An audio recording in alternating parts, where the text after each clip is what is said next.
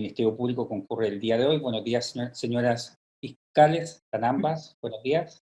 Buenos días, magistrados, magistradas, a todos y a todas los intervinientes y asistentes a esta audiencia. Fiscal adjunta Paola Zárate Sierra. Sí, muy buenos días, magistrados y magistradas, por el Ministerio Público, la fiscal Paola Salcedo Díaz. Gracias. Expediente 1 CDE.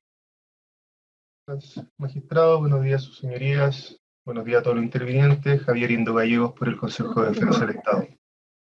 Buen día, magistrado. Buen día a todos y a todas. Piero Pifar de Uribe, por el Consejo del Estado también. Expediente 2 INDH. Buenos días, sus señorías. Buenos días a todos y todas los intervinientes. Por el INDH comparece el abogado Gabriel Aguirre Luco. Buenos días a todos y a todas. Por el instituto también comparece Amaranto Albantes. Gracias. Expediente 3 Municipalidad.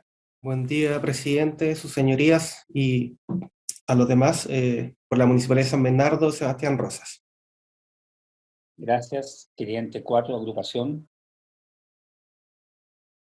Buenos días, señor presidente, señoras magistradas y a todos los intervinientes. Comparece Miguel Ángel Yáñez Lagos en representación de la Agrupación de Derechos Humanos.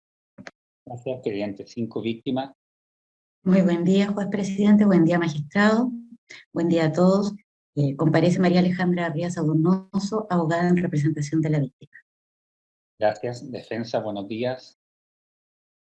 Buenos días, señor presidente, buenos días, magistrados, buenos días a los intervinientes. Por la defensa, Catherine Latrop Rossi. Señor presidente, buenos días, sus señorías, a todos los intervinientes, buenos días. Felipe Solís Cruz también por la defensa. En Maturana, don Patricio, buenos días.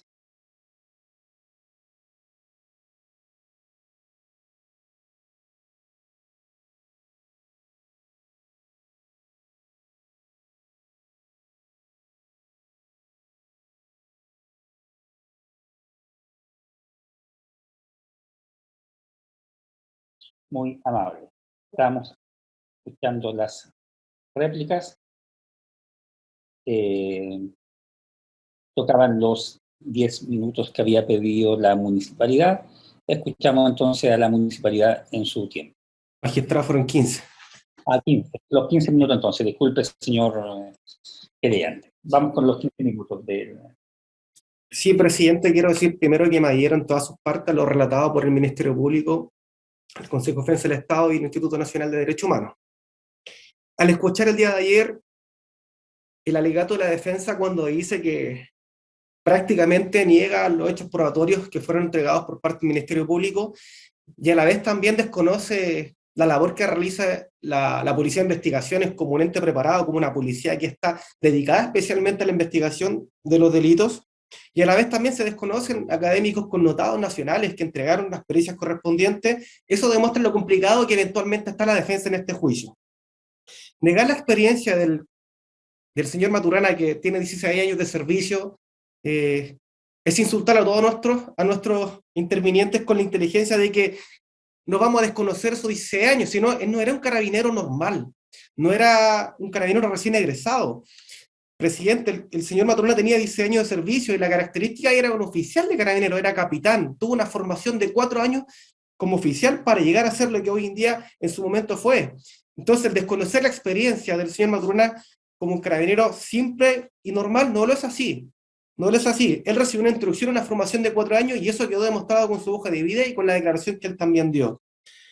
Obviar y desconocer los procedimientos que Carabinero eventualmente realiza, porque cuando la defensa plantea y trata de desvirtuar la prueba que fue entregada en su momento por el Ministerio Público, y donde dice que prácticamente actuaron de forma legal y de acuerdo a los protocolos establecidos, quedó demostrado que no es así, que no es real.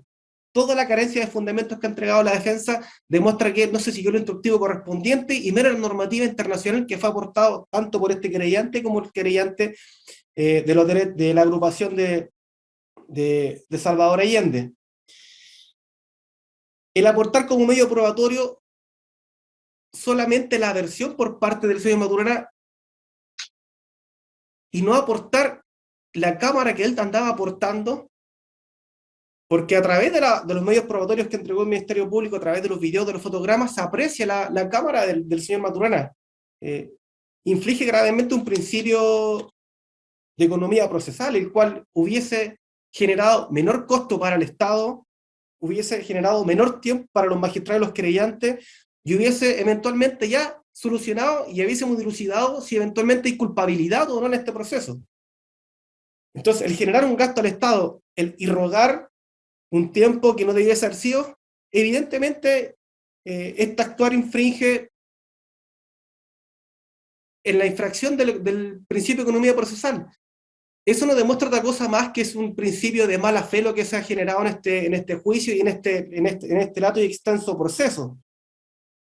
El desvirtuar por parte de la defensa y el decir que todos vimos que el cañón estaba inclinado al momento de disparar son argumentos totalmente falaces. Porque todos sabemos, quedó plenamente demostrado a través de los peritos balísticos, quedó demostrado a través de los videos, a través de los fotogramas, de que el arma de fuego al disparar o percutarse genera un golpe de retroceso. Y ese golpe de retroceso va inclinado hacia arriba. Entonces, el tratar de desvirtuar cosas que tienen lógica no tiene ninguna función más que nada que tratar de ensuciar todo el proceso argumentativo y demostrativo que generó el Ministerio Público al acreditar que efectivamente hubo una ejecución y la ejecución no se realizó acorde a los procedimientos establecidos. El día de ayer la defensa citó en su alegato al testigo Aldo Araya Parodi, el cual por cierto tuvo muchas contradicciones durante su declaración como testigo.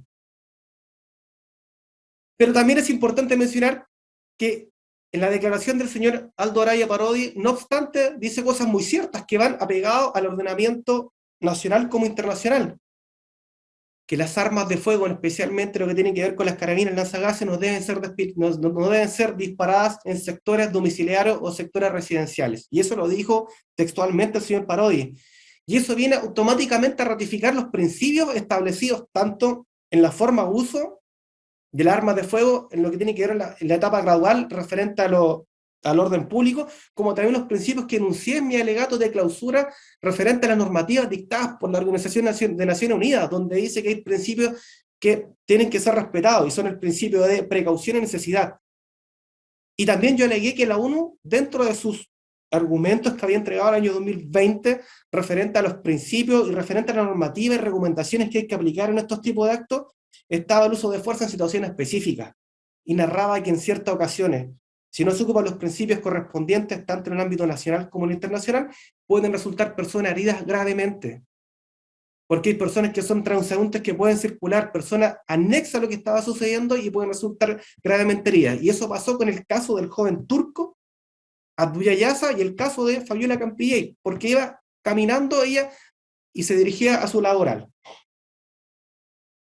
Siguiendo con la réplica, presidente, la defensa ayer habla que el señor Maturones actuó cumpliendo el deber,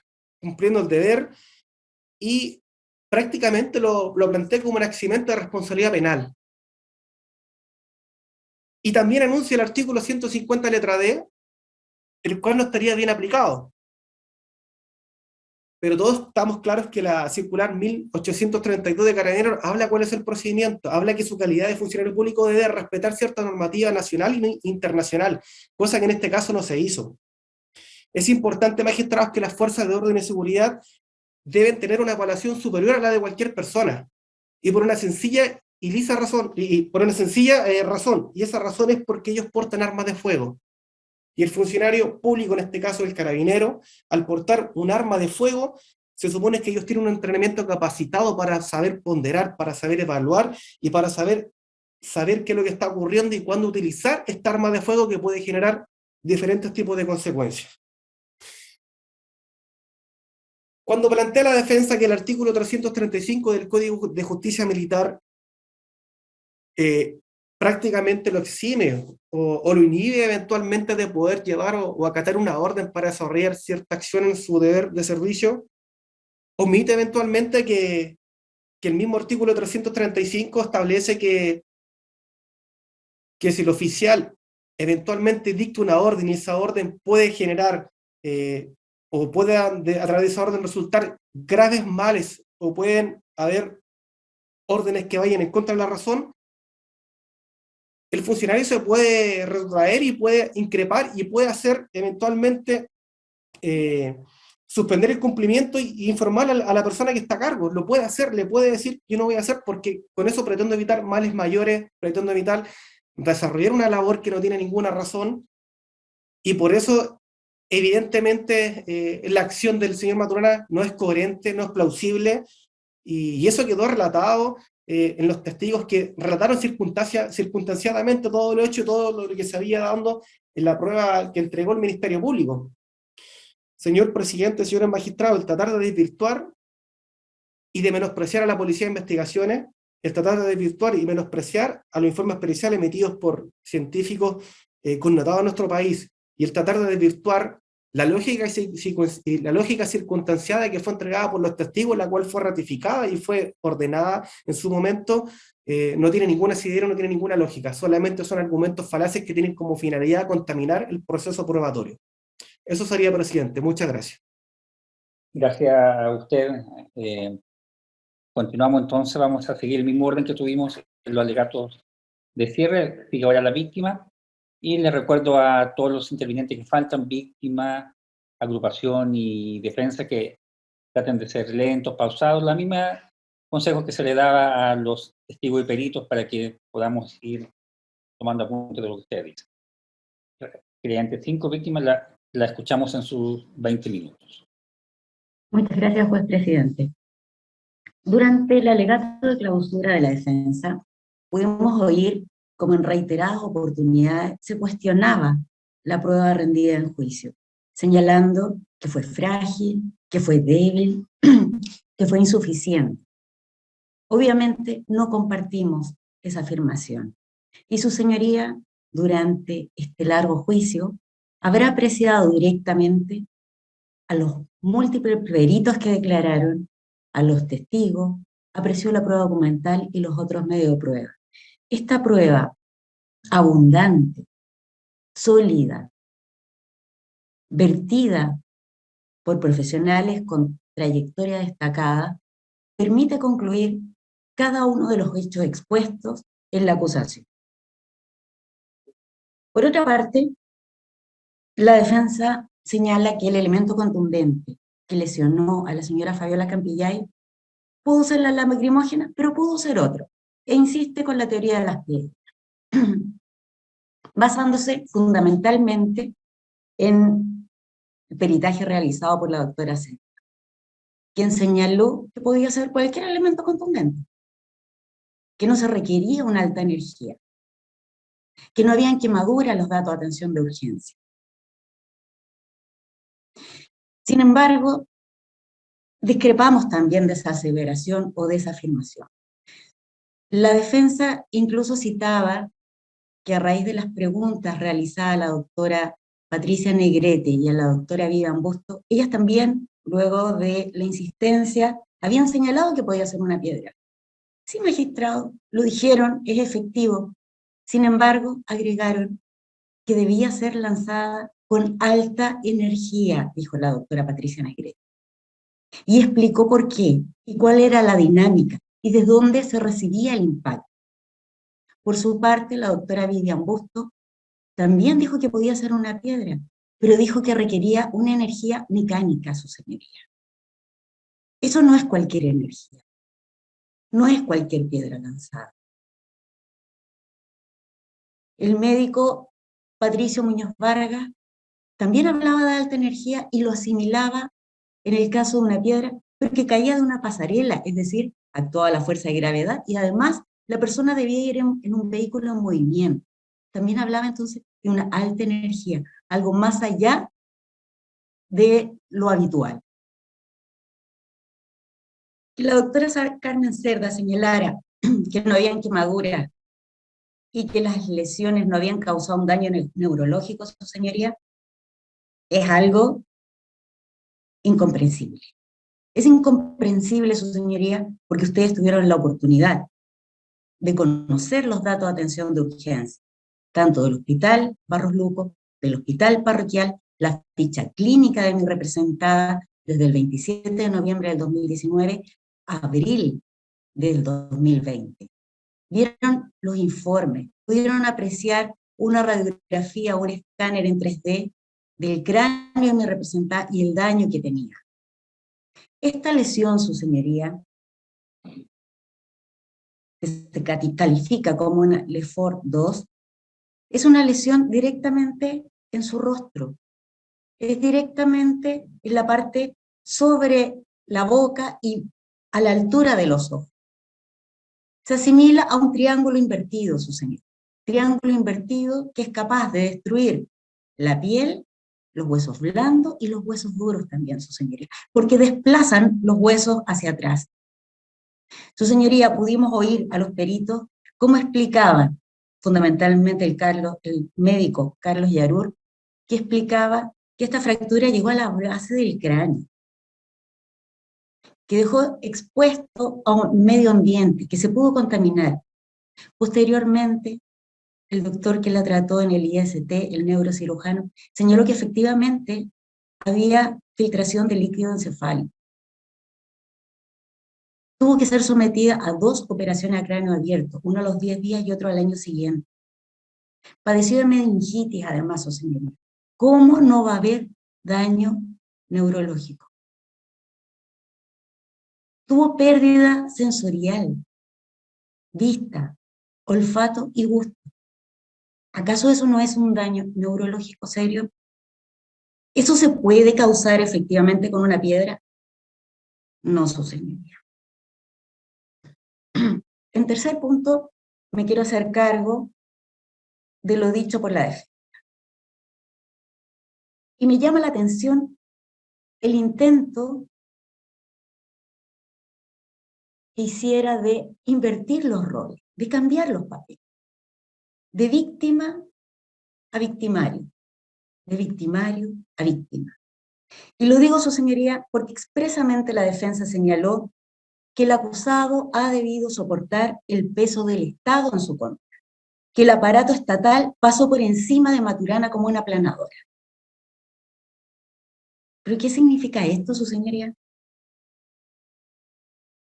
Si Patricio Maturana Ojeda ha contado con el principio de inocencia, ha contado con una defensa adecuada, ha contado con una defensa, no cualquiera, ha sido una defensa muy activa, ha sido una defensa capaz de recurrir de cada una de las decisiones que se han adoptado en el juicio. Ha sido una defensa que además ha procurado prueba propia, pericia, su señoría. No cualquier imputado es capaz de hacer eso. Ellos lo han hecho, han tenido una buena defensa. No se han vulnerado los derechos del señor Maturana. Señaló que en 2 oportunidades se pidió prisión preventiva por parte del Ministerio Público y la mayoría de los acusadores. Sí, efectivamente se ha pedido, pero ¿por qué se ha pedido, su señoría? Porque la pena asignada al delito es una pena alta, es una pena de presidio mayor. Por lo tanto, correspondía decretar la prisión preventiva. La decretó así el juez de garantía de San Bernardo. Sin embargo, la Corte de Apelaciones de San Miguel la revocó, y la revocó a raíz de recursos presentados por la defensa. Patricio Maturana Ojeda solo ha estado privado de libertad por esta causa menos de una semana, su señoría, si contamos las 2 ocasiones. El resto del tiempo, su señoría, que son más de 2 años, ha estado cumpliendo en su hogar, en su casa, con su familia. Es más, ha logrado cambiar incluso el lugar de cumplimiento de esta medida cautelar, puesto que también hizo una petición a los tribunales y accedieron a ella y se fue al sur con su familia, con sus padres. Por lo tanto, su señoría, decir que el Estado ha pasado como una aplanadora por encima de este acusado, no lo entendemos. Siguió argumentando que mi representada ha ejercido presiones en contra de la acusación. Señaló que ha influido considerablemente en las decisiones del Poder Judicial y del Ministerio Público. ¿Tanto poder tiene la señora Fabiola Campilla y su señoría? Una mujer trabajadora, operaria de una empresa, madre de 3 hijos, que hasta antes de este hecho la conocían sus compañeros de trabajo, su familia y sus vecinos del sector. No tenía un poder económico, no era conocida, no era famosa. Su señoría, cuando el acusado Patricio Maturano Ojeda fue formalizado el 28 de agosto de 2020. Mucho antes de que la señora Fabiola Campillay Rojas se reuniera con el presidente de la Corte Suprema y con el fiscal nacional. Mi representada se reunió con estas autoridades al año siguiente, en julio de 2021. Ya había pasado 1 año, 18 meses de la comisión de este hecho ilícito. ¿Y por qué se reunió con ellos, su señoría? Porque quería ser oída por la autoridad. ¿Acaso es un delito? No, su señoría, es un derecho de las víctimas, el derecho a ser oídas. Y así lo señala nuestra legislación y está tratado en distintas normativas internacionales. Estas reuniones, su señoría, no fueron clandestinas, no fue algo secreto, fue algo público, fue algo conocido. Es más, tanto el fiscal nacional como el presidente de la Corte Suprema lo publicaron en sus páginas institucionales de que recibían a esta víctima. El tenor de la conversación no fue otro que oírla, contenerla. No hubo consecuencias mayores tras esto. Que una víctima, su señoría, reclame justicia, demande justicia, no es un hecho ilícito. Es algo natural, es consustancial a la calidad de víctima. Que pida celeridad en su caso, es algo que hacen todas las víctimas, su señoría. ¿Acaso no escuchamos a diario cómo la gente reclama por la lentitud de los procesos, por la lentitud de las investigaciones, por la tardanza en la vista de las causas en el Poder Judicial? La víctima es la que vive con el dolor, con el trauma, con la frustración, y por eso hace llamados públicos, llamados en privado, como quieran, su señoría. Las redes sociales hoy día están siendo medios de comunicación y canal en la cual la gente se expresa. Y se expresa dando opinión, apoyando determinadas causas o manifestando determinadas inquietudes. Y eso no tiene nada de ilegal.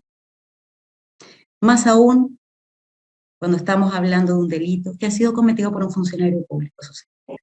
Y esto es importante, porque este funcionario público no lo hace en su calidad de persona natural, lo hace en su calidad de funcionario público, utilizando los elementos que el Estado le entrega para controlar el orden público, comete el delito.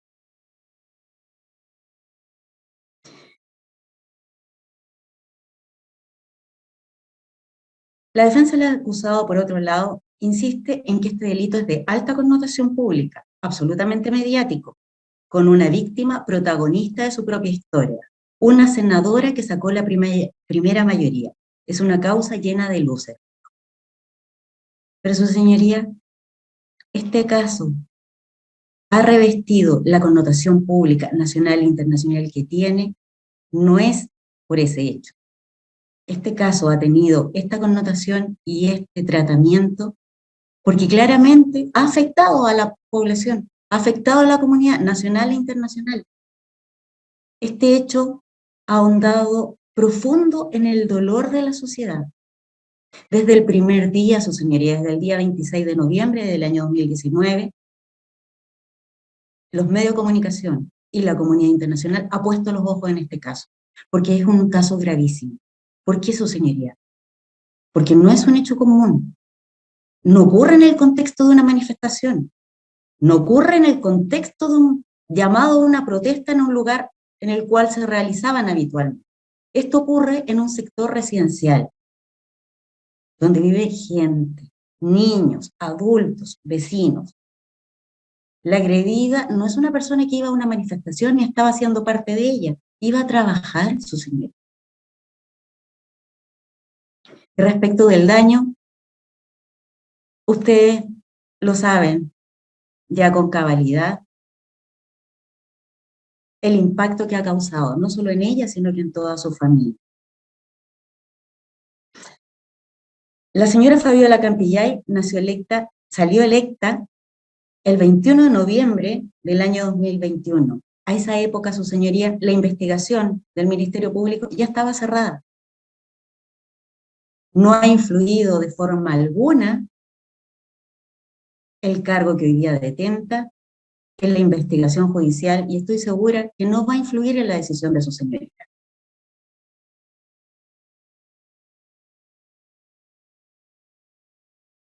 Amerita una preocupación especial y una condena.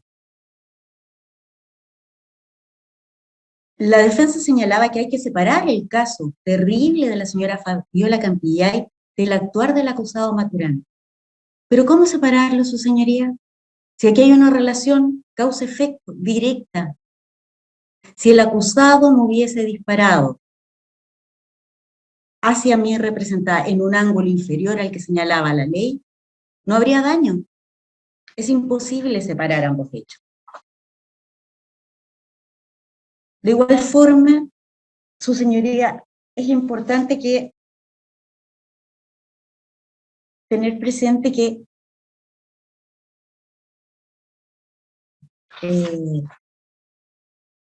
me quiero referir también, discúlpenme, que el tipo penal estaba mal planteado. Sin embargo, su señoría,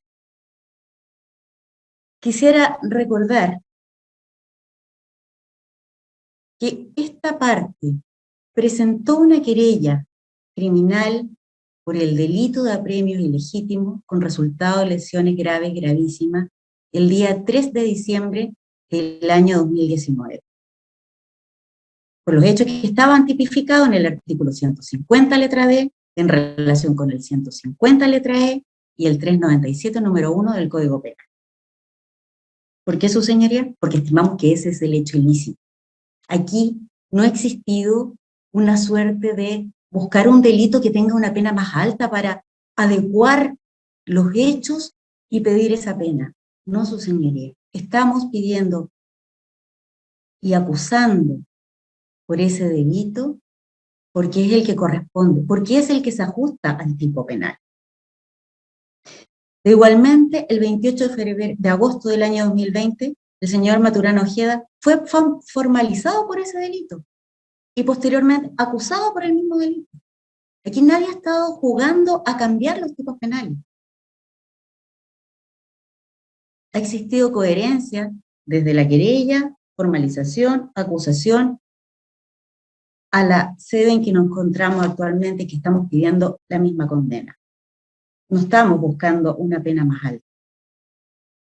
La defensa señaló que se faltaba el principio de legalidad, que no había delito sin ley. Pero si el delito de apremio ilegítimo está tipificado en nuestra legislación, está tipificado, su señoría, desde el año 2016, y este hecho ilícito se cometió en el año 2019. Este delito se incorporó en nuestro Código Penal en virtud de la Ley 20.968, que incorporaba el delito de tortura, tratos crueles, inhumanos o degradantes, haciendo cumplimiento del deber que tenía el Estado de adecuar nuestra normativa a dichas convenciones. El delito de apremio ilegítimo, su señoría, en este caso, debe interpretarse a la luz de la Convención contra la tortura, tratos crueles, inhumanos o degradantes, como asimismo al alero de la Convención Interamericana para prevenir y sancionar el delito de tortura, como la jurisprudencia señalada por la Corte Interamericana de Derechos Humanos. Esto en virtud del artículo 5º, inciso 2 de la Constitución Política de la República. La defensa además dijo que no entendía por qué nosotros señalábamos que este delito era pluriofensivo. Y este delito es pluriofensivo, su señoría, porque afecta a distintos bienes jurídicos. Afecta directamente la vida, puede afectar la integridad física y psíquica, pero afecta también la confianza, la seguridad de la ciudadanía. Afecta el funcionamiento estatal desde el punto de vista que se cuestiona precisamente el rol de la Policía de Carabineros. Se afecta la seguridad que tienen los ciudadanos en dicha institución. Señoría, el hecho de que afecte diversos bienes jurídicos no es casual. Y no es casual que hoy día sean parte en este juicio el Consejo de Defensa del Estado, la Municipalidad de San Bernardo, la Agrupación de Derechos Humanos y el INDH. Porque claramente cada uno cumple un rol distinto y ve que ha sido afectada en esa dimensión el bien jurídico que lo habilita para hacerse parte en este caso. Recordemos que son funcionarios públicos que deberían estar para controlar el orden público y proteger a la ciudadanía y no para agredirla. Y por último, su señoría, me quiero hacer cargo de 2 puntos muy breves que señaló la defensa, que decía que su representado acataba orden del entonces capitán Fernández y que no podía hacer otra cosa. Pero sí, su señoría, podía hacer otra cosa. Mi colega lo acaba de decir, no hacerlo, si no se daban las circunstancias que exigían el minuto para utilizar este tipo de armamento. No había nivel 4 de violencia, su señoría. Pudo no haberlo hecho. Además, el acusado no siempre acataba las órdenes tan rápidamente como lo hizo en ese minuto. Recordemos que Fernández solo dice una más y él inmediatamente dispara. Sin embargo, cuando Fernández dice, deje constancia de haber ocupado la 37, no lo hizo. Fernández se lo tuvo que repetir después de que habían pasado por el paso a nivel y iban ya subiéndose a su vehículo policial. Fernández le repite, Matu, deja constancia de haber ocupado la 37 y recién ahí procede a hacerlo. O sea, él no es un funcionario que actuara rápidamente a una orden. Y además, su señoría, aquí es importante recordar que la Convención Interamericana para Prevenir y Sancionar la Tortura señala expresamente en su artículo 4 que el hecho de haber actuado bajo órdenes superiores no eximirá de la responsabilidad penal correspondiente.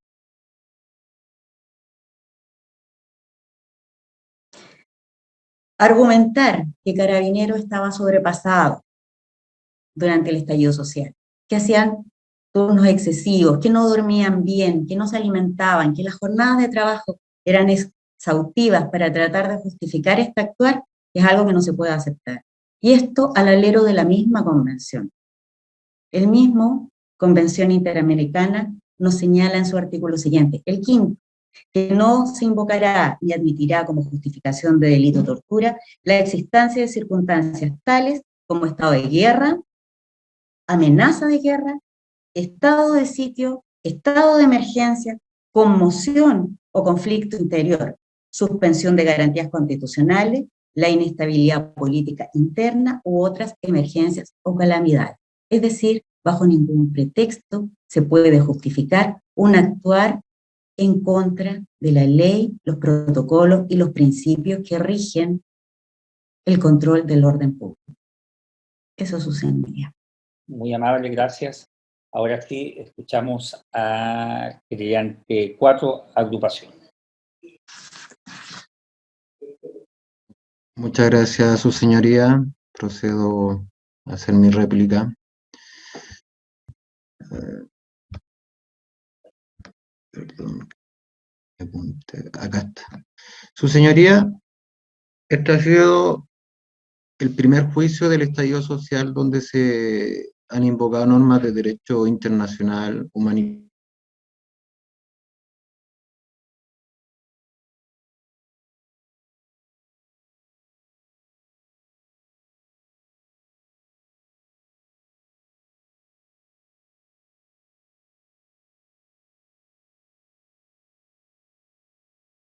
En este sentido, cabe hacer presente que los procesos que se daban en la dictadura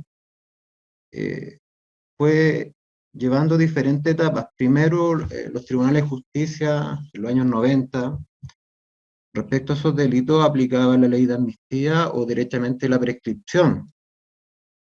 Y en el año recién 2006, la Corte Suprema y nuestros tribunales estuvieron obligados a aplicar normas de carácter internacional y considerar los delitos de la dictadura como delitos de lesa humanidad. dejando de lado la teoría de la prescripción de estos delitos y no aplicando la ley de amnistía, obviamente, del año 78. Ahora, respecto al eximente de responsabilidad que invocó la defensa sobre la supuesta orden emanada del capitán Fernández, que él estaba obligado, el señor Maturana, a ejecutar esa orden, si me permite citar, su señoría, un fallo de la excelentísima Corte Suprema, número 40774 del año 2017, que dice lo siguiente, lo pertinente, considerando quinto, señala: del mismo modo, el crimen de lesa humanidad es aquel injusto que no solamente contraviene los bienes jurídicos comúnmente garantizados por las leyes penales, sino que al mismo tiempo suponen una negación de la personalidad moral del hombre o de la mujer. Esto es, se mira al individuo como cosa. En este sentido quiero hacer un paréntesis. Cuando se impacta a la señora Fabiola Campillay, acá a ella no se le mira como una ciudadana, sino que derechamente, cuando se percuta el arma, lo más probable es que el acusado miró a esta persona sin ningún derecho, como menos que una persona. Continúo entonces. Las características principales es la forma cruel y bestial con que diversos hechos criminales son perpetrados, sin perjuicio de otros elementos que también lo constituyen, como son la indefensión, la impunidad, que serán analizados con posterioridad. Es un ultraje a la dignidad humana y representan una violación grave y manifiesta de los derechos y libertades proclamados en la Declaración Universal de los Derechos Humanos y otros instrumentos internacionales pertinentes. Ahora, en el considerando sexto señala: el Tribunal de Alzada, en su fundamento tercero, tuvo configurado que los inculpados se encontraban en la época de los hechos cumpliendo el servicio militar obligatorio, y aunque participaban de una patrulla con características especiales, eran dirigidos por un subteniente que ellos señalaban que era de temer y que estaba loco, a quien denominaban el chacal o mataperros, porque le gustaba matar canes. También agregan al respecto en el contexto en que se desarrollaban los hechos, y tal como describe el mismo fallo, existió una anormalidad constitucional por todos conocidos. Paréntesis acá, esto se asimila al estado del estallido social, donde el mismo presidente de la República, Piñera, decretó un estado de excepción a la época del estallido social. Incluso su señoría no solamente mandató a controlar el orden público a carabineros, sino que sacó a todas las Fuerzas Armadas. Cierro paréntesis. A continuación, indicó que el día de los hechos, el ofendido Arturo Navarrete Leiva, al ser detenido, intentó o agredió al jefe de la patrulla, hecho que provocó la reacción de este, y dispuso que lo llevara a la ribera del río Cautín, donde ordenó un fusilamiento a los conscriptos, sin que estos hubieran podido hacer nada para evitarlo, y luego lo tiraron al río, sin que jamás se supiera de su existencia. En virtud de lo anterior, consideraron que no concurrían todos los elementos para configurar la causal absoluta, pero sí la estimaron como una eximente incompleta del artículo 10, número 9, en relación al artículo 11, número 1, ambos del Código Penal, precisando que el artículo 11, número 1 del Código Penal no requiere concurrencia de tales requisitos. Y en relación al fundamento dado para desestimar la defensa de fondo hecha valer eximente de responsabilidad penal, la sentencia de segundo grado, según se consignó en su considerando tercero, formuló consideraciones referidas al marco fáctico indicado que los inculpados a la época de los hechos se encontraban cumpliendo el servicio militar obligatorio, y aunque participaban de una patrulla con características especiales, eran dirigidos por un subteniente que ellos mismos calificaban que era de temer o que estaba loco. Agregó en relación al contexto en que se desarrollaban los sucesos que existían anormalidades constitucionales. Por último, que no obstante lo anterior, no existe prueba alguna tendiente a establecer que los encartados se encontraban en un estado alterado de conciencia que modificara su imputabilidad, y tampoco resulta legítimo dar por supuesto el ejercicio de un deber o derecho en la comisión de un hecho con característica de ilícito, considerando que los sentenciados formaban parte del regimiento de infantería número 8, Tucapel, de la ciudad de Temuco y de la segunda compañía Cazadores, que sin perjuicio de su edad y calidad de conscripto, no desconocían que su actuar, dadas las particularidades en circunstancias de esa comisión, eran notoriamente ilícitos, con vulneración manifiesta del ordenamiento jurídico. De esta manera, dada la existencia de prueba tendiente a demostrar que tales circunstancias fueron las que motivaron el ilícito por el que se acusó a los encartados, la reclamación de la defensa no podrá ser atendida. Con esto cierro el citado fallo. Acá, su señoría, el acusado Maturana cometió un acto ilegal. Él sabía, por las circunstancias que rodearon el hecho y que quedó demostrado ya latamente con los videos, que no había un peligro para la vida de él, no había un peligro para la vida de los demás carabineros, y él sabía que no debía disparar o percutar la carabina lanzagases porque no estaba en el grado 4 o el grado 5, o sea, que era un hecho ilícito. Y de esa forma, él se lo tuvo que haber representado o se lo representó y a pesar de eso percutó el arma. Y por lo tanto no cabe acá invocar aquella eximente de responsabilidad. Desde otro punto de vista, la defensa tampoco presentó prueba de descargo porque ellos dicen, según su teoría, o quiere poner en duda que fue o una bomba lacrimógena o una piedra. Pero ellos en su teoría no demostraron que pudo haber sido una piedra. No dijeron, como dijo mi distinguida colega Alejandra Arriaza, que esta piedra fue lanzada de manera enérgica o con un potencial. Tuvo que haber sido, coloquialmente si lo digo, me perdona, Superman o Hulk, para poder causar tal daño en el rostro de la señora Fabiola Campillay. No existe prueba de eso. De hecho, si hubiese existido un lanzamiento de piedra que hubiese causado un daño en doña Fabiola, no existe tampoco un parte policial que así lo dije. No existe, no lo tenemos, no acompañó prueba de eso la defensa. No demostró por qué fue lanzada esa supuesta piedra a doña Fabiola Campillay. Tampoco, como se demostró en los videos, no habían manifestantes cuando se percutó el tercer disparo, no habían barricadas, no había nada que hiciera usar la carabina lanzagases al señor Maturana. Por tanto, se debe descartar a todas de manera absoluta la teoría de la defensa. También nos hacemos cargo, o sea, me adhiero a lo que han dicho ya mis colegas acusadores y la fiscalía, que el señor Maturana mintió descaradamente. Y esto no hay que soslayarlo, diciendo que usó una cámara de mentiras, cuando la misma comandante Sosa dijo que eso no era posible.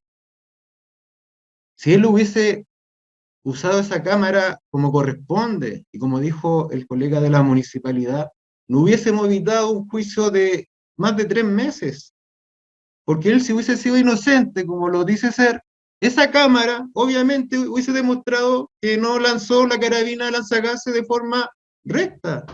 Hubiese sido mejor para él mostrar la cámara. ¿Y por qué la escondió?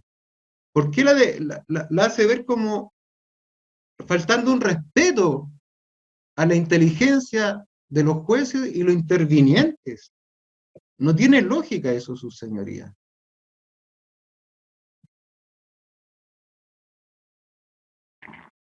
Me perdona lo efusivo que puedo ser en esta parte. Después la defensa nos dice que este pobre acusado, como dice mi colega Alejandra, le pasó la aplanadora del Estado, no se le respetaron las garantías constitucionales. Sus señorías, si fuese así, revisen la carpeta virtual de esta causa. ¿Cuántas cautelas de garantía solicitaron por vulnerar los derechos del acusado? ¿Cuánto amparo? 0, señorías. 0 cautelas de garantía solicitaron por supuestamente vulnerar los derechos de su representado. ¿No dice algo eso? El acusado ha tenido una defensa que debe ser una de las más caras de Chile. Una persona que está cesante, pero del mismo modo ha sido bien representado, eso yo no lo voy a desconocer. Por lo tanto, acá no ha habido ninguna vulneración de sus derechos como defensa, como imputado y como acusado. De hecho, desde que ocurrió el ilícito el 26 de noviembre hasta que fue formalizado, él tuvo todo un proceso para saber sobre lo que se está investigando. Tuvo todo un tiempo para preparar su defensa cuando él ya sabía a lo mejor que lo iban a imputar. Y ese tiempo, lamentablemente, sirvió para conspirar esta falta de cooperación de todos los que intervinieron el día 26 de noviembre del año 2019, y especialmente esa famosa reunión en la 62 comisaría de San Bernardo. También es dable consignar que el señor Maturana, al momento de cometer el delito, fue el único sindicado como el lanzador de carabines lanzagases. Y reitero que acá, señorías, no hay un parte policial de detenidos por agresiones a doña Fabiola Campillay, que podría, por lo menos, haber dado sustento a la teoría del caso de la defensa. Y por lo tanto, acá me hago cargo también de lo cuestionado por el señor Solís, que conforme al principio de legalidad, la Fiscalía tenía que investigar el único indicio que había en ese momento y hasta el día de hoy, que doña Fabiola Campillay había sido herida por una carabina lanzagases o algo similar proyectado por Carabineros de Chile.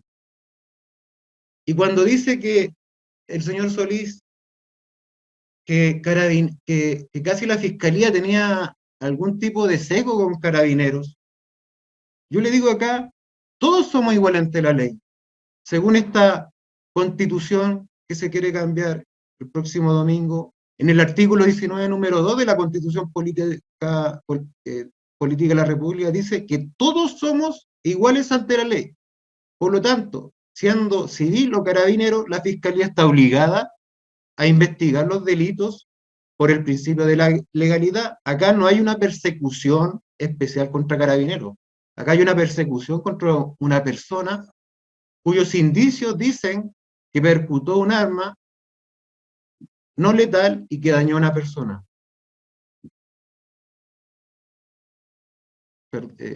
Me da un segundo más, señor presidente, para tomar un poquito de agua.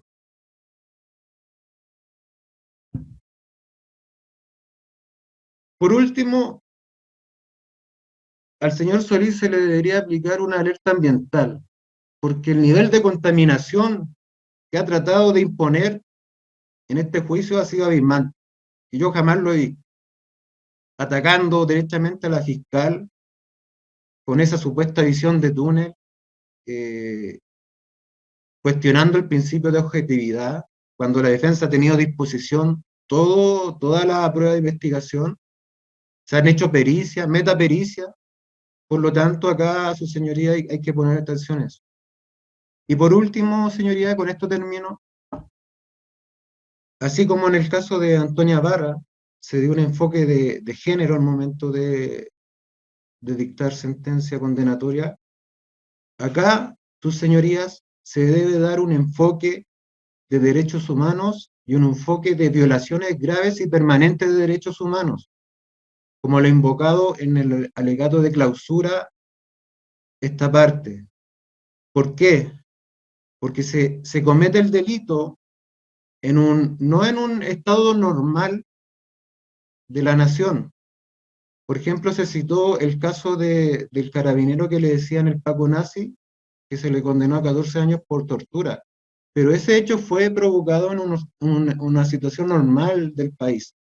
Este hecho se provoca dentro de un estado de excepción donde el mismo presidente de la República decretó estado de excepción constitucional y señaló que estábamos en guerra y mandató a todas las fuerzas de seguridad y de orden y las Fuerzas Armadas a reprimir a los manifestantes.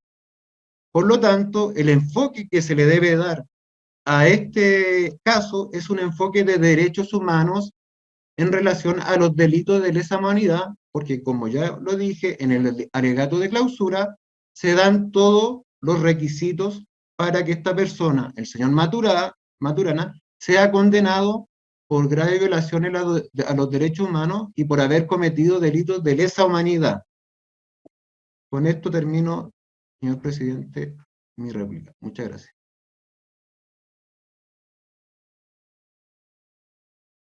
Gracias.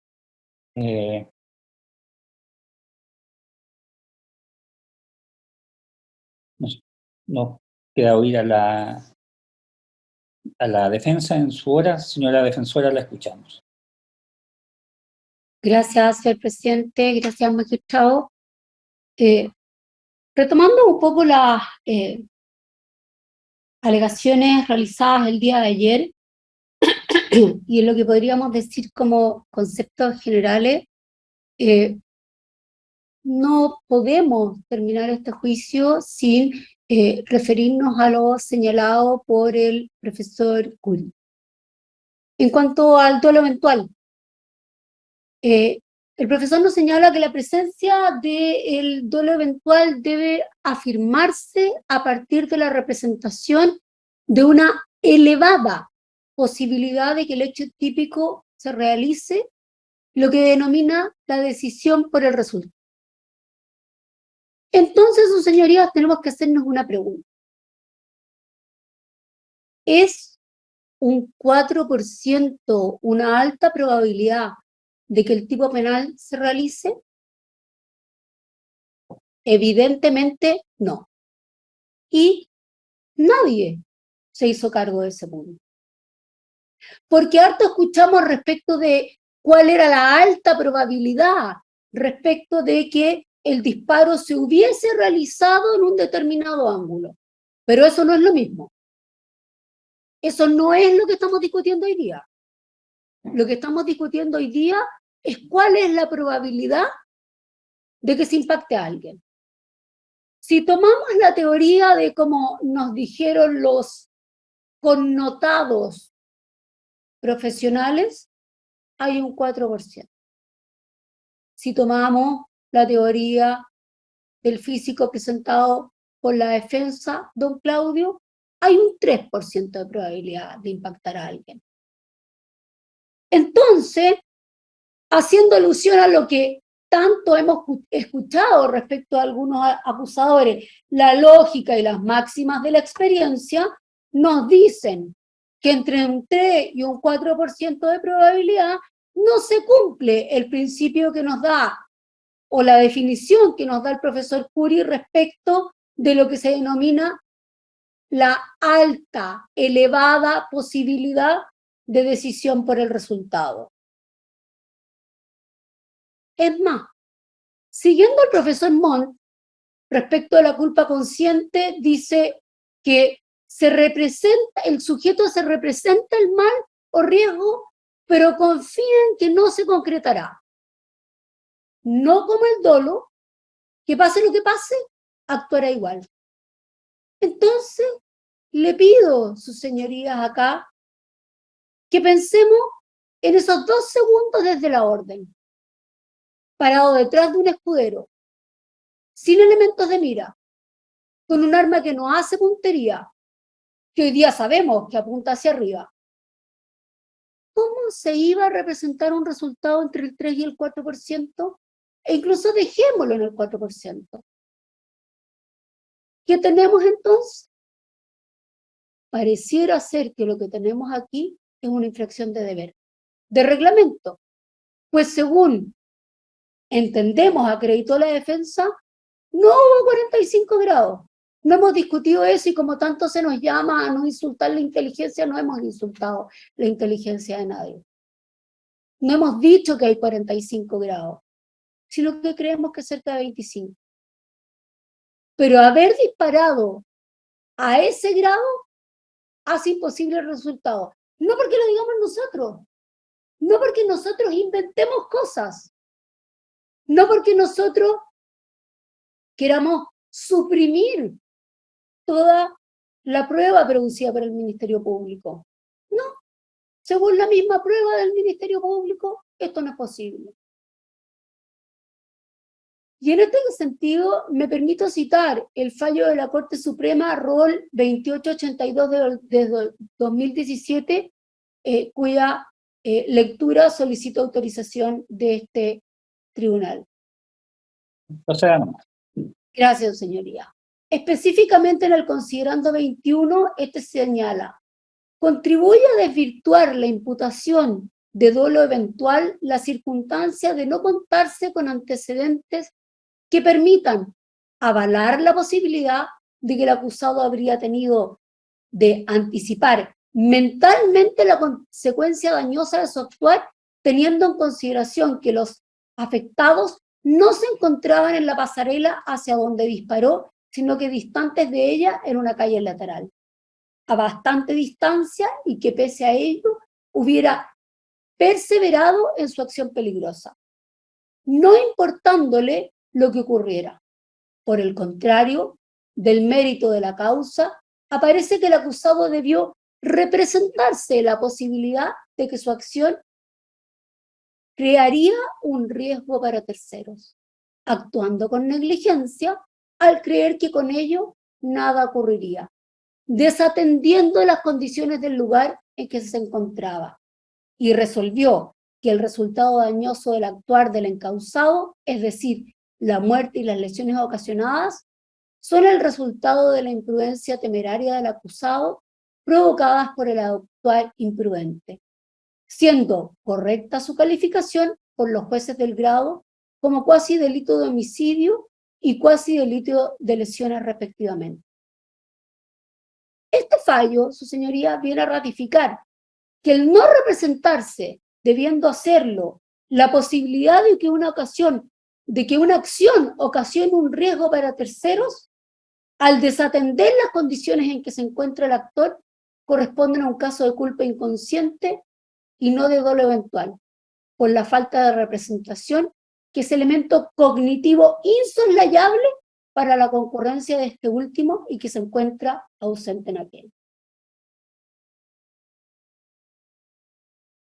Aquí en este punto tal vez voy a desordenar mis alegaciones y me quiero referir a la alegación que hace mi colega de la agrupación en cuanto a su propia acusación y que ha sido quien ha terminado sus alegaciones. Es importante hacer presente que la agrupación acusa por los mismos hechos, por lo que sobre estos mismos hechos hay que ver si se dan los presupuestos fácticos de su tipo penal.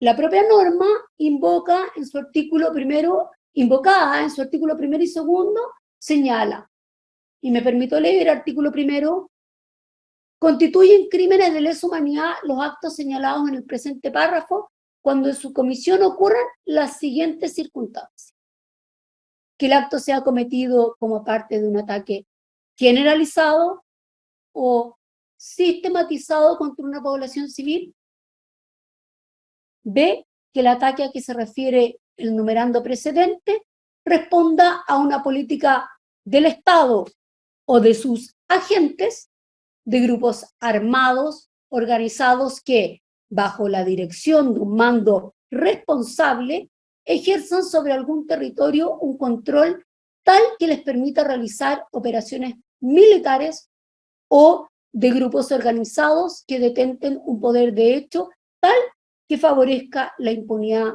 de sus actos. Entonces aquí la pregunta es sencilla. ¿Puede acreditarse estos dos supuestos para calificar el delito de lesa humanidad utilizando los mismos hechos del Ministerio Público?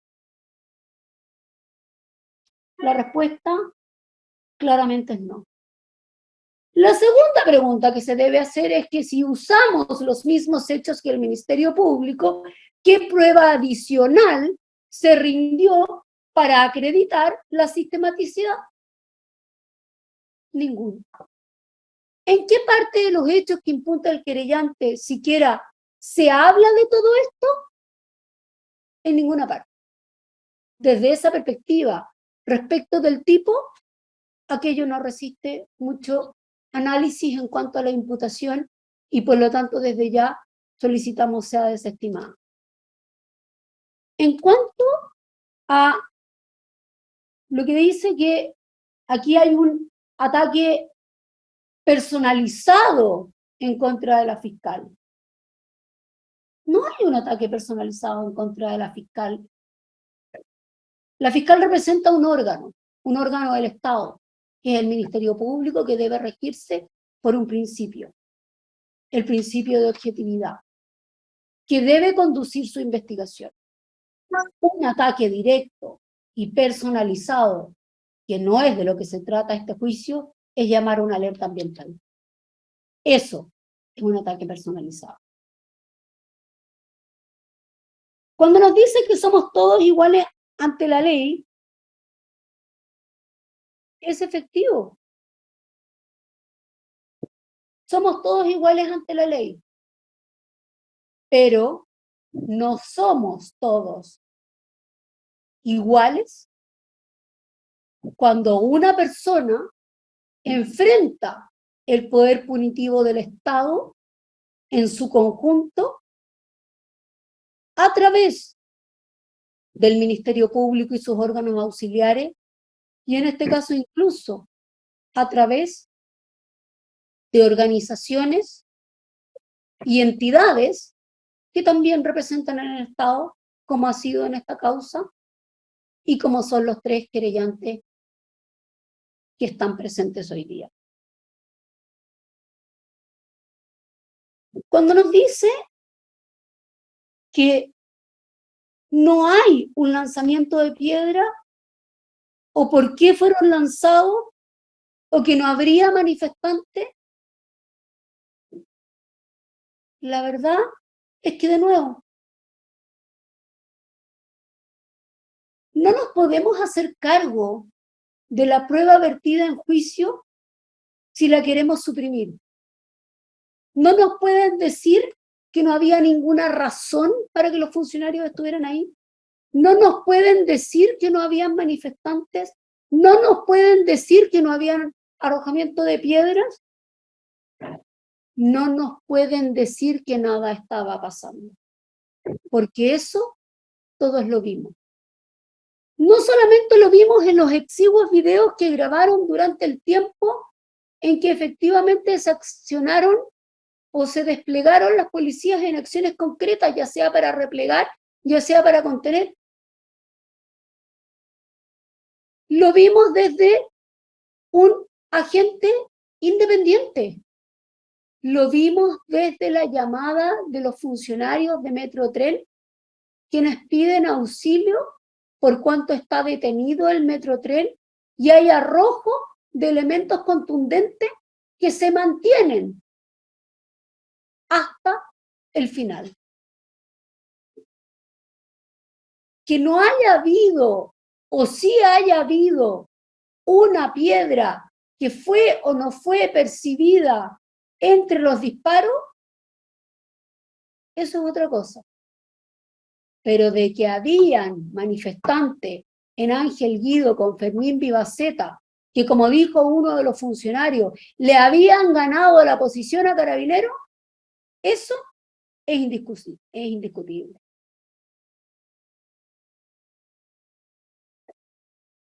Entonces, tenemos que entender que lo que vamos a hacer aquí Y lo que van a hacer todos los querellantes es romantizar la violencia. Creo que eso no procede. Creo que en eso, como país, todos nos hemos puesto de acuerdo. En cuanto a la prueba rendida por el Ministerio Público, por los querellantes y por la defensa, en los alegatos del Ministerio Público, nuevamente, en la réplica, no tenemos a un Ministerio Público que se haga cargo de la prueba rendida en juicio, de las contradicciones evidenciadas y de que su propia prueba contradice su teoría. Y el argumento para aquello es tan simple como que los jueces vieron el juicio. La verdad es que mi colega Solís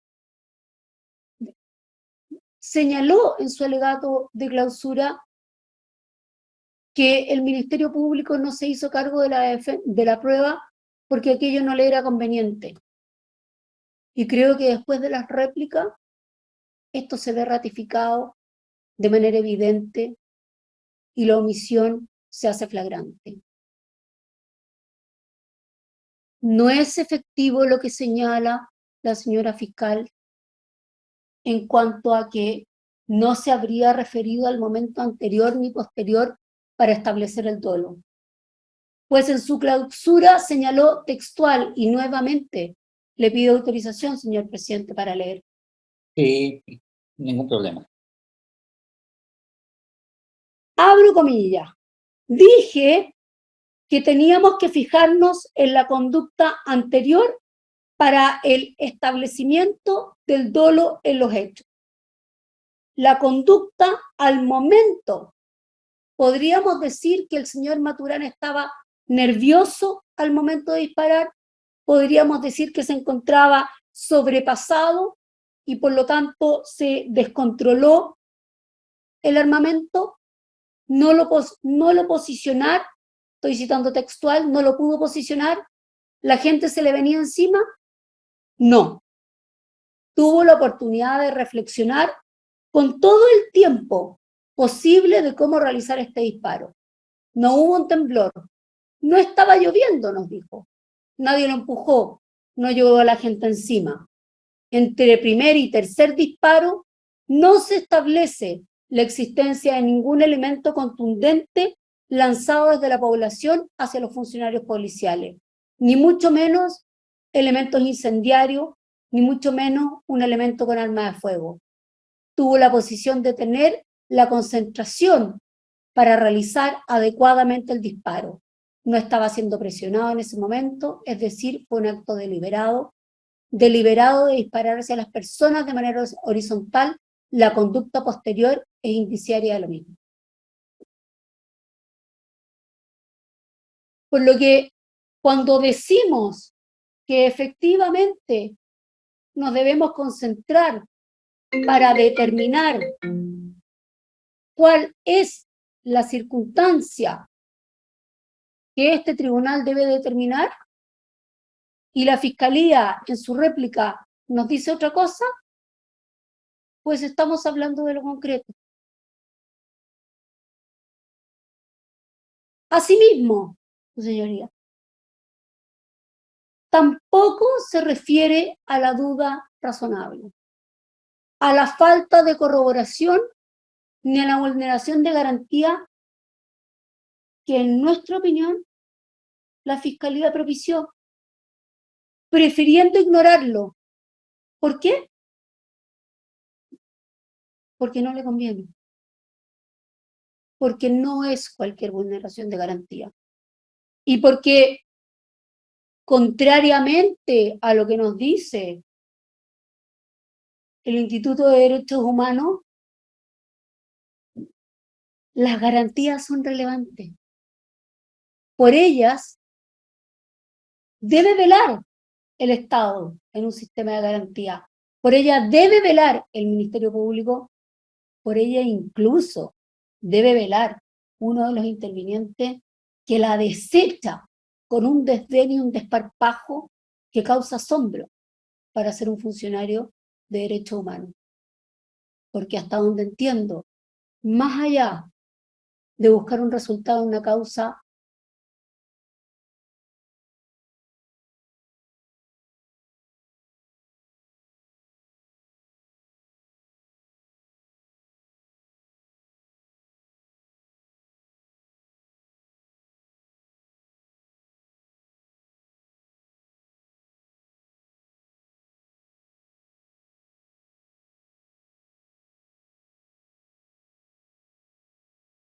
no solamente sabe,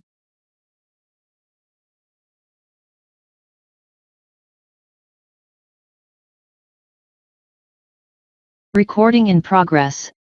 porque ahora, y es ahora Recording la in réplica, progress. que por primera vez y sin fundar su cambio de opinión, intentando que pase desapercibido, el Ministerio Público nos dice que va a insistir en lo que dijo en su alegato de apertura, que hay un propósito de preferir dolor al disparar la carabina, teniendo presente el contenido del CTS.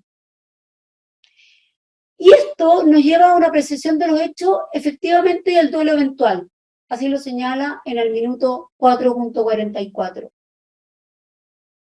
No podemos entender esta conducta, sino que porque el acusado aprueba el resultado. Eso es lo que nos dice. Y su señoría, esto es absolutamente grave. Y una vez más, siguiendo las propias palabras del Ministerio Público, en que entierra su posición, puesto que, primero, jamás en todo este juicio, salvo en la réplica, una sola vez, ni una sola vez, había hablado de dolo eventual. Desde el comienzo, desde el control de la detención, desde los alegatos de la Ilustrísima Corte de Apelaciones, desde la apertura y la clausura, de hace 2 días atrás, nos dijo que siempre había dolo directo. Y esto no se puede entender, sino que porque hay un cambio de camino. Tomamos otro camino. Con lo que, en nuestra opinión, lo único que hace es echar por tierra, es echar por la borda su propia teoría. ¿Por qué? Porque ¿cómo va a ser posible o compatible imputar el propósito de conferir dolor y de inferir dolor al dolo eventual? Y esto no lo decimos nosotros, señoría. Esto es flagrante y claro, y la jurisprudencia y la doctrina es clara y tiene una sola línea al señalar que cuando hay elementos subjetivos adicionales, como el ánimo de preferir dolo, no puede cometerse aquello con dolo eventual. Por lo anterior, está claro que hay un giro. Y este giro es al menos en 180 grados, dejando al Ministerio Público sin un peso jurisprudencial y dogmático. Y con esto, el Ministerio Público termina de reconocer que su teoría, aquella que debe sustentar, acreditar de acuerdo al núcleo fáctico de la imputación, no es sostenible y la ha arrojado por la borda. Para graficar lo anterior, basta tener presente lo que señaló en su apertura como punto 3. Se establecerá que el disparo fue realizado intencionalmente. Hay una intención deliberada para usarlo de manera incorrecta con el ánimo de ocasionar dolor. Eso tal cual, como lo dijo en el alegato de apertura, lo vuelve a recalcar en su alegato de clausura, pero ahora lo cambiamos en la réplica. La fiscal dice que la invitamos a hablar de la culpa consciente. Parece que no es posible para el Ministerio Público visualizar que al hablar de doble eventual debe necesariamente hablar de culpa consciente. Lo que no hizo. A lo que la invitamos fue a hacerse cargo de las contradicciones de su propia prueba en el alegato de clausura. De la duda razonable, de nuevo de la vulneración de garantía, pero ¿qué nos dijo el Ministerio Público? No nos dijo nada.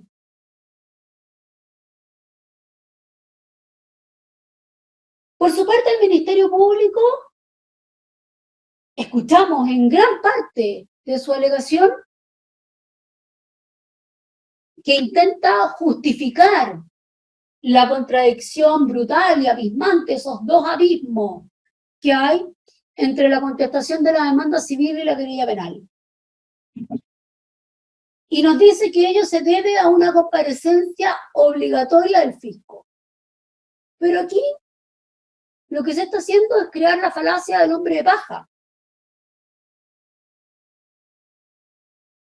Y discute y discurre sobre una teoría que nosotros no enarbolamos. Nosotros no hemos dicho que el Estado, a través del Consejo de Defensa del Estado, no deba comparecer. De hecho, es querellante y acusador de uno de los hechos. Lo que hemos dicho es que si está conteste en su prueba rendida, porque la contestación se produce una vez que la mayor parte de la prueba está rendida, entonces que actúe en consecuencia y que reconozca en su demanda civil que los hechos son, como se dicen en materia penal, que se allane a los hechos y que defienda el quantum de la demanda, cuidando las arcas fiscales, como así estaría cumpliendo con su obligación. Pero no. ¿Qué hace el Consejo de Defensa del Estado? Con una mano la levanta para acusar y con la otra mano, pero no cualquiera, con la que escribe, con la que ya revisó la prueba, con la que ya conoce los hechos, pide que se rechace con costas la demanda. Señala que controvierte enfáticamente la ocurrencia de los hechos y la forma de ocurrencia. Y de eso, nada nos aclaró el Consejo de Defensa del Estado. ¿Y saben por qué? Por una simple razón. Porque, aunque no lo pueda decir aquí, coincide con que no hay convicción en la forma en cómo ocurrieron los hechos. Y luego, en sus mismas alegaciones, reconoce implícitamente que el cañón sí estaba levantado, pero arbitrariamente lo atribuye al proceso de disparo. Y entonces aquí preguntamos, ¿qué prueba se rindió acerca del proceso de disparo? ¿En qué se basa para decir que el cañón se levanta? ¿Cuánto se levanta? Si algo dijo al respecto, es que el arma golpea y retrocede, tal cual como lo dijo la agrupación hoy día. Lo que se señaló como retroceso, no lo midió, pero él lo plantea. Con todo, pese a su argumentación sin fundamento, reconoce que el cañón estaba levantado. Y en esta parte, incluso, intenta, o tal vez él mismo, sin atribuirle una intención, se confunde. Confunde la pericia de don Rodrigo Marco respecto a la fotogrametría con la pericia criminalística del señor Donoso. Porque en la pericia de don Rodrigo Marco está clara la secuencia cuadro a cuadro.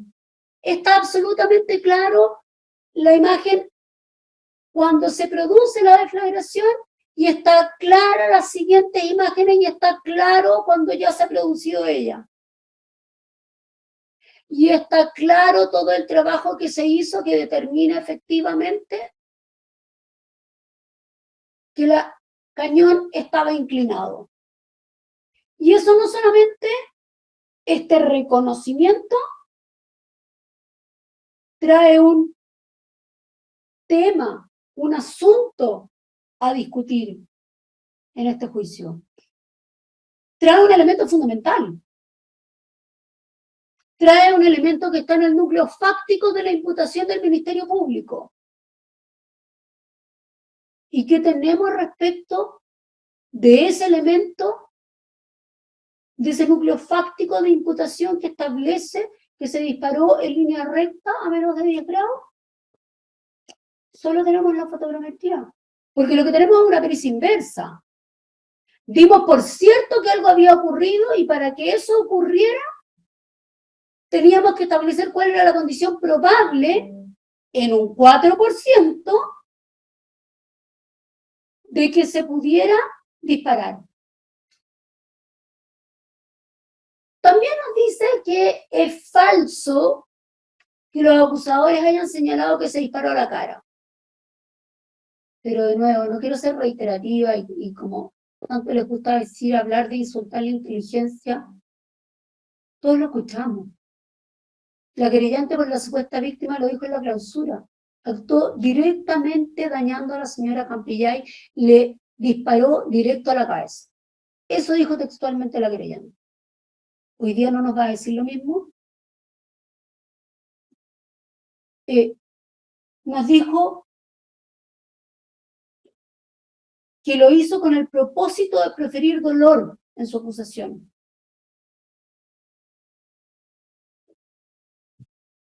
Pero desde ese punto tenemos que necesariamente pararnos en dos argumentos. El primero, el del Consejo de Defensa del Estado, que a diferencia de los otros acusadores, lo quitó. ¿Por qué lo quitó? Porque no tiene cómo acreditarlo. Y después tenemos que pararnos en el argumento de lo que escuchamos en la réplica. En las réplicas escuchamos que el disparo del señor Maturana habría sido ilegal porque disparó a la multitud ilegítimamente con el ánimo de causar molestia, dolor.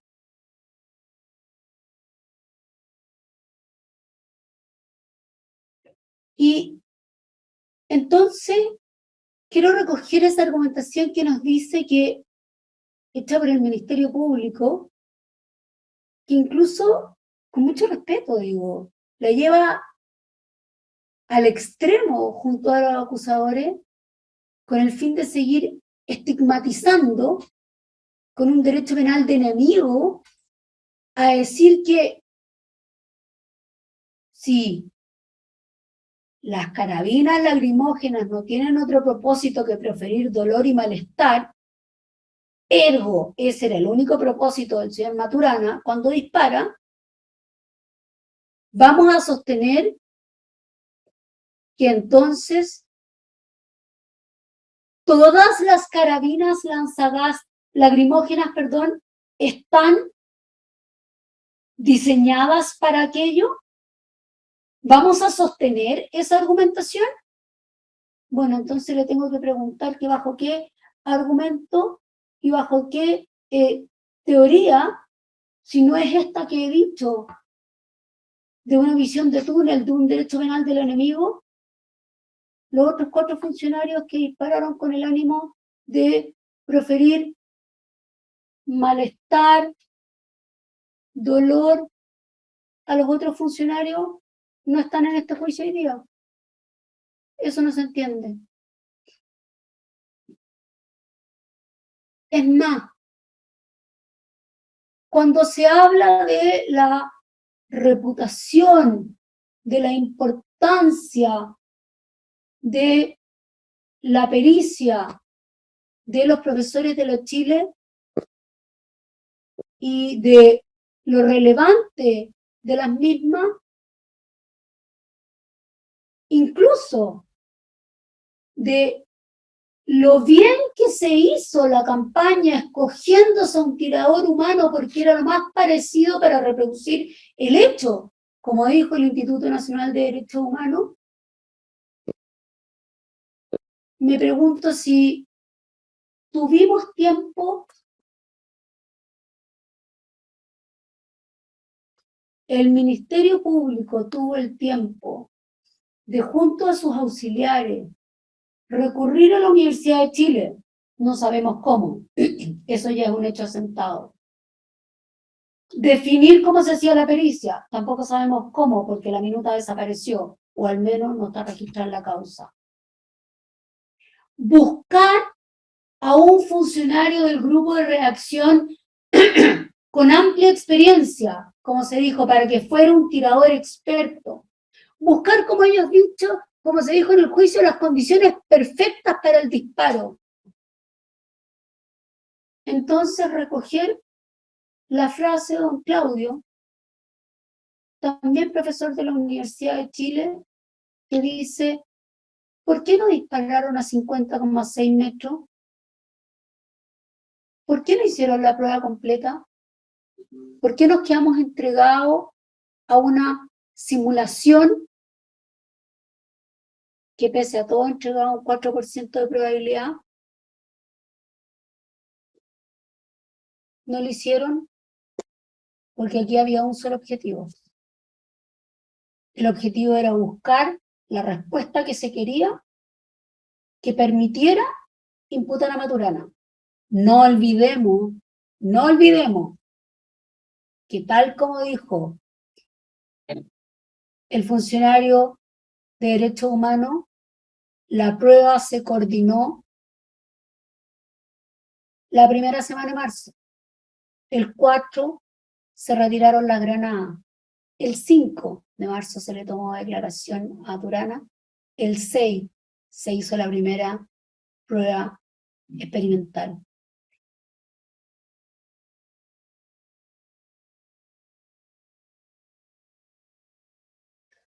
Insistió el Ministerio Público y los acusadores en que ellos habían probado que el señor Maturana cometió un acto ilegal, no negligente. Pues probaron que la carabina en la mano, en el ángulo que se hizo en forma recta, directo a la víctima con la intención de causar daño. Lo que es incompatible con la representación de causar el daño que causó, no otro. ¿Cómo se condice eso con los alegatos que hemos escuchado?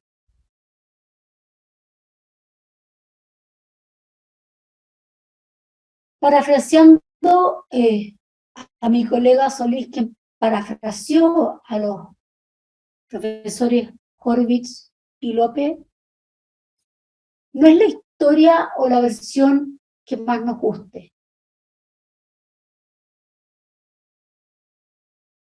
No es aquella decisión que debemos tomar frente a un resultado público y notorio. La que debe guiar la decisión de este juicio. Nadie discute que hay alguien con heridas graves. Nadie discute que hay una mujer a quien le cambió la vida.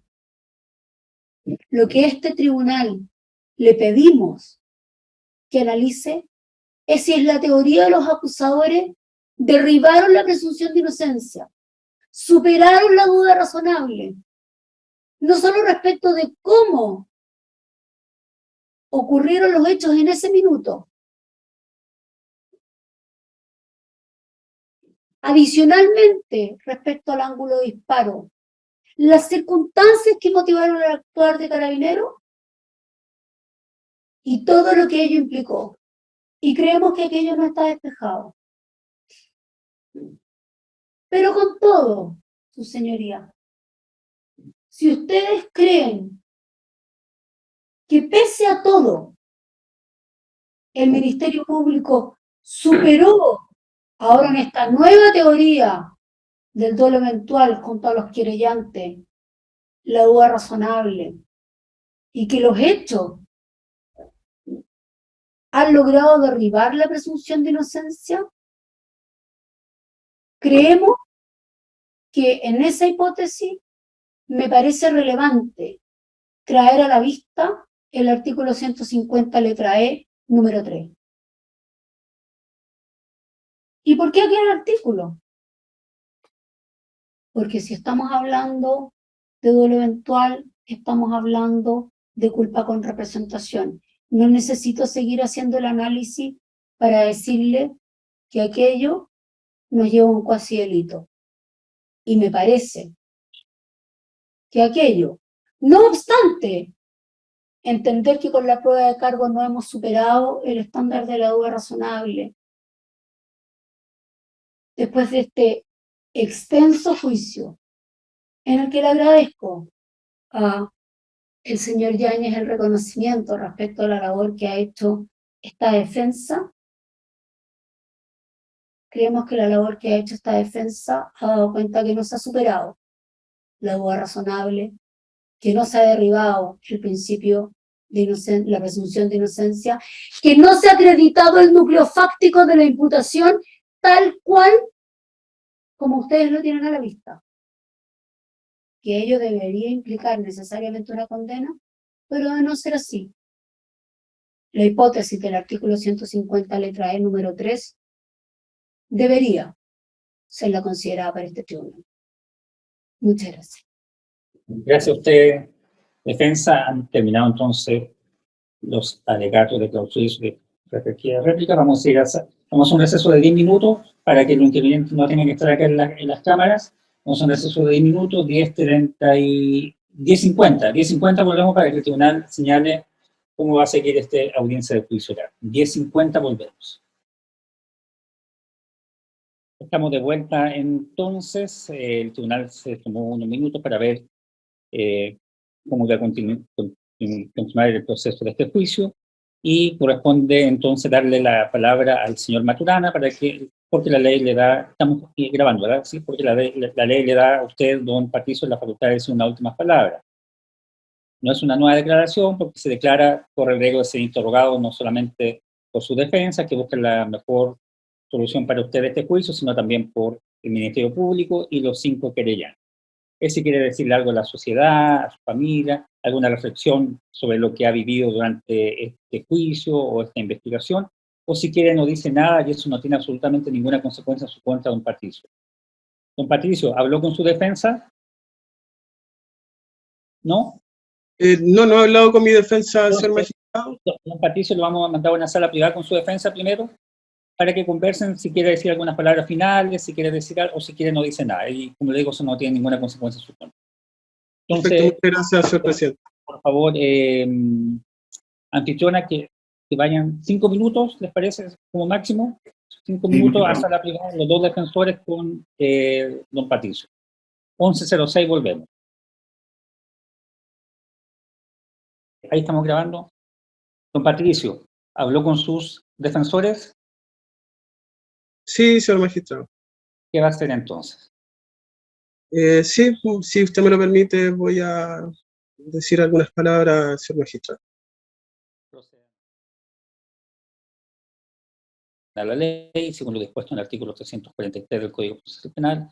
Al haber durado el juicio más de 2 días, tiene 24 horas para dar su veredicto, y entonces nos reuniremos mañana con el veredicto a las 11 horas. Son las 11 horas del día de mañana, el tribunal comunicará el veredicto a los intervinientes. Así que termina la sesión del día de hoy, que estén todos muy bien. Don Patricio, defensas, creyentes, señoras fiscales, que estén muy bien, y nos veremos el día de mañana a las 11 horas. Presidente, en cuanto a la certificación de los días de juicio para los efectos legales pertinentes. ¿Se pidió la certificación o que se pida el audio?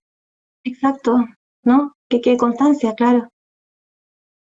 Se solicita entonces a la unidad respectiva que certifique los días efectivos que ha durado el juicio para los efectos pertinentes también dispuestos por el Código Procesal Penal. Se pone fin a la audiencia.